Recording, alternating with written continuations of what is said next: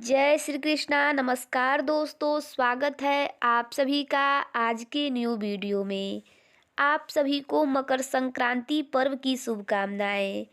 आज के इस वीडियो में हम आपको मकर संक्रांति की कथा सुनाएंगे।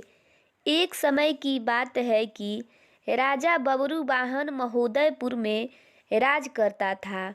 वो राजा बड़ा धर्मात्मा और दयालु था।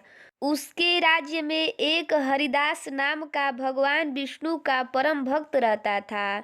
वो सेवक बड़ा तेजस्वी था। उसकी पत्नी भी बहुत सुशील और धर्मवती थी, जिसका नाम गुणवती था। गुणवती श्री भगवान की भक्त और पतिव्रता थी। उसने सभी देवताओं के व्रत किए, परंतु धर्मराज की सेवा कभी नहीं की। वो बड़ी श्रद्धा से एकादशी का व्रत करती और यथाशक्ति दान भी करती थी। अपने द्वार पर आए सभी अतिथियों की सेवा भी बड़ी श्रद्धा से करती थी। इस प्रकार धर्मपरायण वो वृद्ध अवस्था में मृत्यु को प्राप्त हुई, तो धर्म के प्रभाव से यमदूत उसे आदर पूर्वक धर्मराज के पुर को ले गए। वहां पहुंचने के बाद चित्रगुप्त जी ने उनके पूर्व जन्म के किए हुए पाप पुण्य का लेखा जोखा पढ़कर सुनाया। धर्मराज ने गुणवती की, हरिहर आदि सब देवों में और अपने पति की भक्ति देखकर प्रसन्न हुए, पर कुछ उदासी भी उनके मुखमंडल पर झलकती हुई गुणवती को दिखाई दी। धर्मराज जी को उदास देखकर गुणवती ने निवेदन किया कि हे प्रभु, कोई बुरा काम नहीं किया, फिर भी आप उदास हो क्यों? कृपया इसका कारण मुझे बताइए। धर्मराज जी ने कहा, हे देवी, तुमने व्रत आदि से सभी देवों को संतुष्ट किया, लेकिन मेरे नाम से तुमने कुछ भी दान पुण्य नहीं किया है। ये सुनकर गुणवती ने कहा, हे भगवान, मेरा अपराध क्षमा करें। मैं आपकी उपासना नहीं जानती थी। अब आप ही कृपया करके उपाय बताइए जिससे मनुष्य आपके प्रीति के पात्र बन सके। यदि मैं आपके भक्ति मार्ग को आपके मुख से श्रवण कर वापस मृत्यु लोक में जा सकूं, तो आपको संतुष्ट करने का उपाय करूंगी।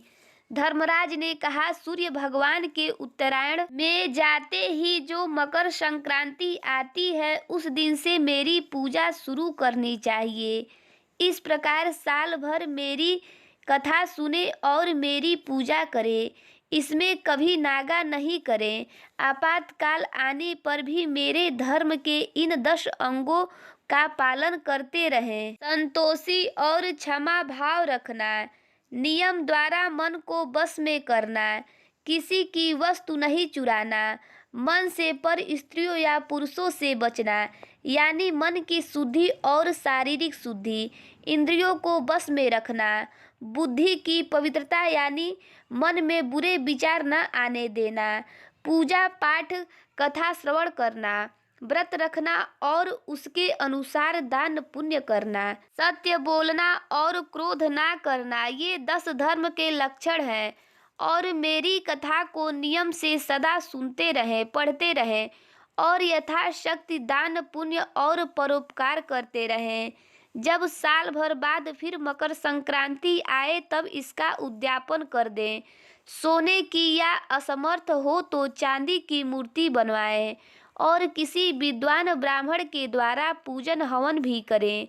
मूर्ति की प्राण प्रतिष्ठा करके पंचामृत से स्नान कराकर षडुपचार से उसकी पूजा करें। साथ में चित्रगुप्त जी की भी पूजा करें और सफ़ेद काले तिलों के लड्डू का भोग लगाएं। हमारी पूर्ण पुष्टि के लिए ब्राह्मणों को भी भोजन कराएं और बांस की छावड़ी में 5.25 सेर धान ज्वार, जो मुक्ता तुल्य मानी जाती है, किसी मंदिर या ब्राह्मण को भेंट करें। स्वर्ग में चढ़ने के लिए सोने या चांदी की सीढ़ी धर्मराज मंदिर में दान करें।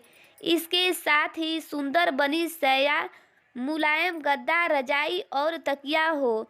इसके अलावा कंबल, पादुका, लकड़ी, डंडा, लोटा, डोल, 5 कपड़े भी धर्मराज के निमित्त, और यदि समर्थ हो तो श्वेत, काली या लाल गाय चित्रगुप्त जी के निमित्त धर्मराज मंदिर में दान करने चाहिए। गुणवती ने धर्मराज जी से प्रार्थना की, हे प्रभु, यदि ऐसी बात है तो यमदूतों से मुझे छुड़वाकर फिर संसार में भेजे, जिससे मैं आपकी कथा का प्रचार कर सकूं। भगवान धर्मराज जी ने गुणवती को भूलोक पर वापस जाने की स्वीकृति दे दी।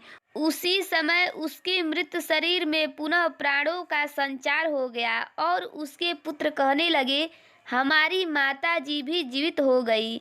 इसके बाद गुणवती ने अपने पति और पुत्र को सभी बातें बताई जो धर्मराज जी ने मनुष्यों के कल्याण के लिए करी थी, और गुणवती ने मकर संक्रांति से विधिवत धर्मराज जी की प्रतिदिन पूजा और कथा आरंभ कर दी और स्वर्ग जाने के लिए दान पुण्य कर्म भी आरंभ करने लगी। इस प्रकार गुणवती ने पूरे 1 वर्ष तक कथा सुनकर धर्म के 10 अंगों का पालन किया। जो पुनः मृत्यु उपरांत वापस स्वर्ग में गई तो देवताओं ने गुणवती का आदर किया और वो सदा स्वर्गीय भोगों को भोगती रही। जिस घर में स्त्री या पुरुष इस धर्मराज भगवान की व्रत कथा को श्रद्धा से पढ़ते या सुनते हैं, वो दुखों से मुक्त हो जाते हैं और संपूर्ण दान देने से पाप मुक्त हो जाते हैं। मृत्यु काल में यमदूत जो लेने आते हैं वो भी उनको आदर पूर्वक लेके जाते हैं और धर्मराज भी उसे सदा सुखी रखते हैं और उनकी कृपा हमेशा उनकी संतति पर बनी रहती है। हे धर्मराज जी महाराज, जिस प्रकार से आपने गुणवती को मार्ग दिखाकर उस पर अपनी कृपा की, उसी तरह आपकी कहानी सुनने वाले, हुकारा भरने वाले, आपकी पूजा पाठ करने वाले सभी पर अपनी कृपा बनाए रखना, उसकी सारी मनोकामनाएं पूर्ण करना।